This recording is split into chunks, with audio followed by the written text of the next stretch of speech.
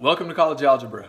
My name is Jordan Alexander, and it's an honor to be your professor this semester. I hope you enjoy the class. College Algebra is a pretty interesting topic.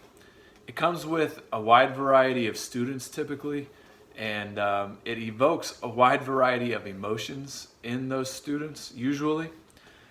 Usually, there's a few students who really want to learn college algebra, the topics there, because they know it will be really useful to them later.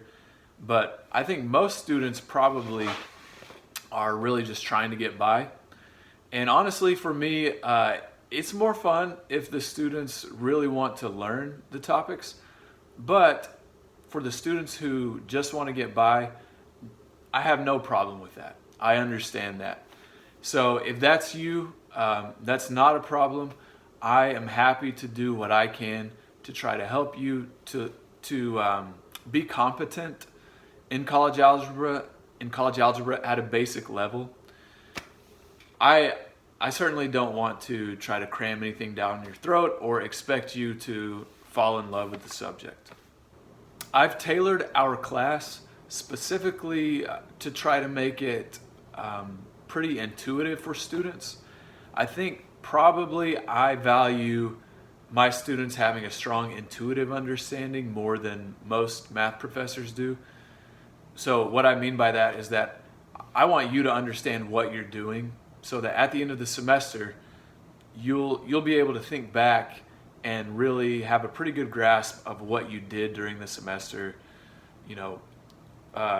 why the topics are useful. I want you to get a decent taste of why people care about these things.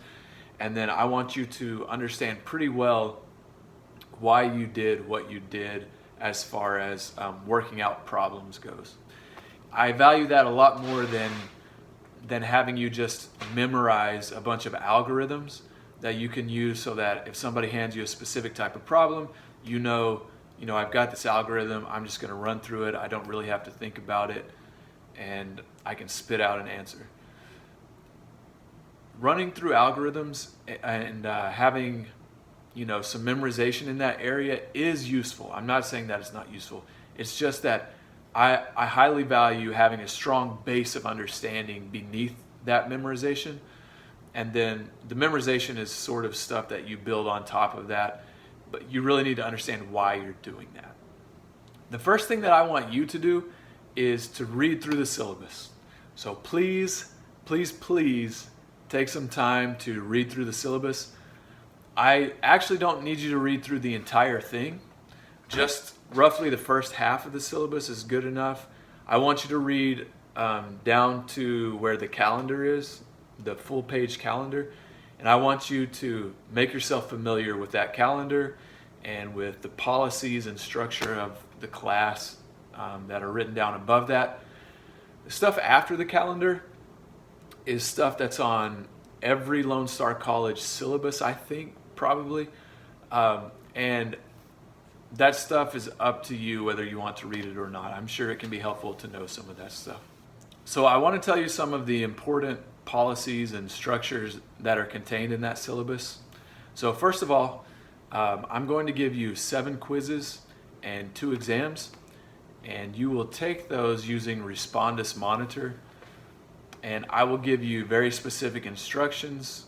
You'll see them in the syllabus, and I have a separate document giving you detailed instructions on things like how to set up the camera, what to do and what not to do during the exam. And the idea is that these exams and quizzes need to mimic the classroom environment. So please make yourself familiar with those, with the extra document and what's in the syllabus about taking these tests and quizzes. Number 2, I'm giving you 22 homework assignments and 5 discussion board assignments spread throughout the semester. Number 3, I'm dropping your lowest quiz score, your lowest discussion board score, and your 2 lowest homework scores. Number 4, check my notes. Your final exam percentage score will replace your midterm exam percentage score if your final exam percentage was higher. So if it will help your grade. And if there were no cheating issues on either of those exams. And then number 5, you won't be able to use calculators on your quizzes and exams. Please do not freak out on me about that. I'm not going to require you to make a lot of tedious calculations. I do need you to be able to do basic addition, subtraction, multiplication, and division by hand. But I'm not interested in seeing you work out, really long calculations by hand. And a lot of times, I don't even need you to simplify your final answer. After reading through that syllabus, you can go ahead and get started in the class. So you can go ahead and get started with homework 1. And what I want you to do to get started with that is go to the content area of our D2L page. You'll see a tab for videos. And I've got some preparation videos for you to watch. I've gone through and either chosen or created specific videos for you to watch to prepare for your various homework assignments. And you can watch other videos that are associated with those topics if you want to, but you don't have to. The ones that I've provided should be enough. So as you're working through your homework, if you get stuck on a problem for more than 5 minutes, then please feel free to consult the solutions that I provided in the content area, or watch the solutions videos that I've posted, again in the content area. And then email me with any questions you still have. We can also set up video chats to talk about questions that you still have over various problems.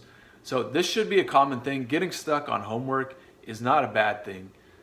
It should happen fairly often.